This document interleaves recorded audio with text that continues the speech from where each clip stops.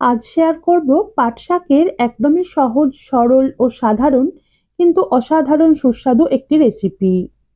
পাট শাক ভাজা বানানোর জন্য প্রথমেই পাট শাকের ডাঁটি থেকে পাতাগুলোকে আলাদা করে নিয়ে ডাঁটিগুলো ফেলে দিতে হবে। তারপর প্রত্যেকটা পাতার মাঝের এই লম্বা শিরার মতো অংশটাকে তুলে ফেলে দিতে হবে।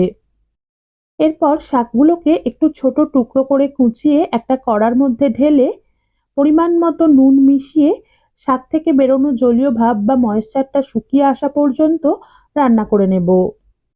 তারপর কড়াইতে অল্প সর্ষের তেল গরম করে নিয়ে শুকনো লঙ্কা ফোড়ন দিয়ে কয়েক সেকেন্ড সাঁতলে এর মধ্যে থেতো করা রসুন দিয়ে একটু ভেজে পেঁয়াজ কুচি দিয়ে পেঁয়াজের টুকরোগুলো হালকা লাল হয়ে আসা পর্যন্ত ভেজে নেব। তারপর ভাপিয়ে রাখা শাক মিশিয়ে মাঝারি আঁচে 2 থেকে 3 মিনিট ভেজে একটা পাত্রে ঢেলে নিলেই আজকের রেসিপি পরিবেশনের জন্য তৈরি হয়ে যাবে।